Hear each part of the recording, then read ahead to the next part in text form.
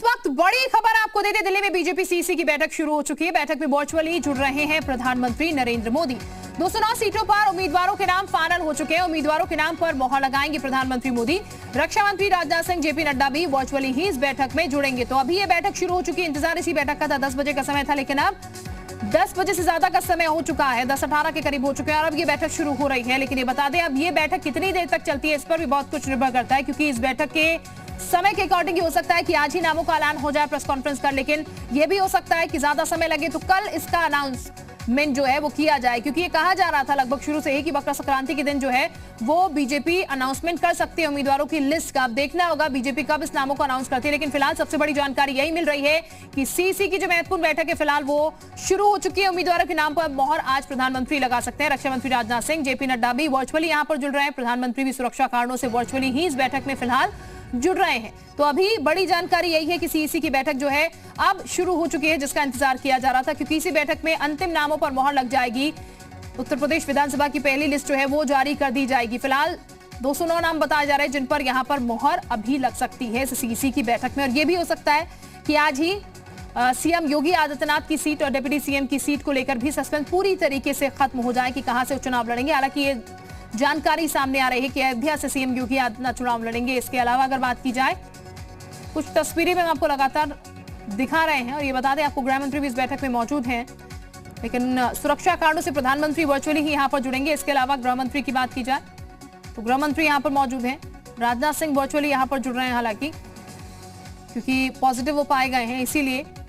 लेकिन अभी सबसे बड़ी जानकारी यही कि इस बैठक की शुरुआत हो चुकी है। इसी बैठक का इंतजार फिलहाल किया जा रहा है, क्योंकि इस बैठक के बाद कौन कौन से प्रत्याशी होंगे, कौन कौन से वो चेहरे होंगे जो कि किस किस सीट से उतारे गए हैं, उसको लेकर सस्पेंस पूरी तरीके से खत्म हो जाएगा।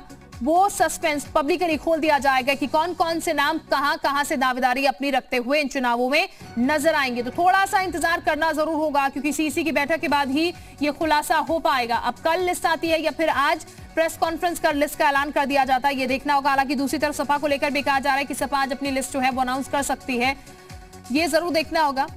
अभिषेक इस वक्त हमारे साथ ज्यादा जानकारी के साथ जुड़ चुके हैं। अभिषेक, बैठक फिलहाल शुरू हो चुकी है, अभी आपके पास क्या अपडेट है? और बिल्कुल, देखिए सीईसी की बैठक शुरू हो चुकी है, जिसमें अभी उस सीईसी की बैठक में बीजेपी ऑफिस के अंदर गृह मंत्री अमित शाह मौजूद है, धर्मेंद्र प्रधान मौजूद है, शाहनवाज हुसैन मौजूद है, दोनों डिप्टी सीएम केशव प्रसाद मौर्य और दिनेश शर्मा मौजूद है। इसके अलावा मैं आपको बताऊं कि प्रधानमंत्री इस बैठक में वर्चुअल जुड़ेंगे, जेपी नड्डा वर्चुअल जुड़ेंगे क्योंकि वो कोरोना पॉजिटिव है, और राजनाथ सिंह रक्षा मंत्री वो भी कोरोना पॉजिटिव है, वो भी वर्चुअल जुड़ेंगे। नितिन गडकरी वो भी कोरोना पॉजिटिव है, वो भी वर्चुअल जुड़ेंगे। इसके अलावा राधा मोहन सिंह वो भी कोरोना पॉजिटिव है, वो भी वर्चुअल जुड़ेंगे। इन 5 बड़े नेता के अलावा तमाम जो नेता बीजेपी के हैं जो कि सीईसी के सदस्य हैं, जिसमें सुनील बंसल संगठन मंत्री भी हैं, बीएल संतोष संगठन महामंत्री भी हैं, उसके अलावा प्रदेश अध्यक्ष वसंत देव सिंह है, ये सारे के सारे नेता इस वक्त बैठक में बीजेपी हेडक्वार्टर के अंदर मौजूद है। और 10 बजे ये बैठक शुरू हो चुकी है। 2 लिस्ट पर आज मुहर लगेगी। लगभग आप समझ के चलिए कि 110 से 115 सीटों पर आज सीईसी में मुहर लग जाएगी। जी ठीक, यानी कि मोहर आज ही लग जाएगी। अभी अगर बात की जाए तो इस बैठक पर बहुत कुछ डिपेंड करता है, जैसा कि आप पहले भी बता रहे थे कि अगर बैठक जल्दी समाप्त हो जाती तो हो सकता है आज ही अनाउंसमेंट इसका हो जाए, लेकिन अगर लेट होती है तो फिर कल की स्थिति बचेगी जब ये अनाउंसमेंट होगा।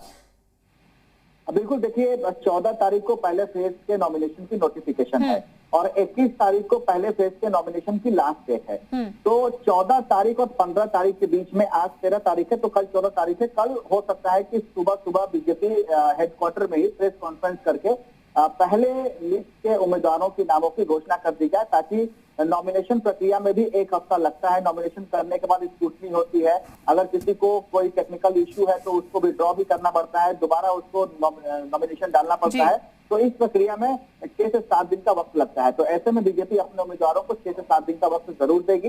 14 तारीख आज अगर नहीं हो पाता है तो कल 100% पहली लिस्ट जारी कर दी जाएगी प्रेस कॉन्फ्रेंस करके बीजेपी द्वारा। जी बिल्कुल, शुक्रिया अभिषेक तमाम जानकारी देने के लिए। एक्सक्लूसिव तस्वीरें भी हम आपको लगातार दिखा रहे हैं और ये बता दें आपको कि हो सकता है कि आज ही ये जो लिस्ट है वो सामने आ जाए, लेकिन उम्मीदें ये भी की जा रही हैं कि कल सुबह भी यहाँ पर प्रेस कॉन्फ्रेंस करके ये लिस्ट जो है वो सामने रख दी जाए। लेकिन कुल मिलाकर कहा जाए तो उम्मीदवारों के नाम जो है फाइनलाइज कर दिए गए हैं पहली दूसरी लिस्ट के, और इन उम्मीदवारों को समय भी दिया जाएगा, इसीलिए कल हो सकता है यहाँ पर ये नाम जो है फाइनलाइज कर दिए जाएं। एक्सक्लूसिव तस्वीरें भी हैं खास। फिलहाल ये बैठक जो है शुरू हो चुकी है और कौशल किशोर इस वक्त क्या कुछ कह रहे हैं वो आपको सुनाते हैं।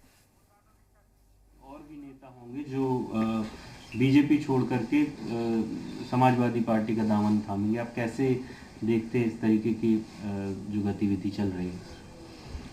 वो नेता जिन्होंने सरकार में रह करके और तब तक के सरकार में बने रहे जब तक चुनाव आचार संहिता नहीं लगी, यानी जब उनके पद की वैल्यू ख़त्म हो गई सरकार में, वो लोग ही छोड़ के जा रहे हैं। और जो लोग छोड़ के जा रहे हैं वो जहाँ से चुनाव जीते हैं वहाँ पर उनकी रेपुटेशन ठीक नहीं है। वहाँ का जो सर्वे आया उस सर्वे में जो है उनकी चुनावी हार निश्चित थी, और पार्टी इस पे कहती थी सीट बदलने के लिए या आप दूसरी जगह से लड़ जाएं, या उनके जो सपोर्टर लोग भी ऐसे जो कुछ विधायक रहे हैं जो लोग अपनी सीट नहीं बचा पा रहे थे क्योंकि जनता ने उनको नकार दिया था। जब सरकार में वो रहे, मंत्री के पद पे रहे या विधायक रहे, ऐसे जो लोग भी रहे जिन्होंने काम नहीं किया तो जनता ने उनको नकारना शुरू कर दिया।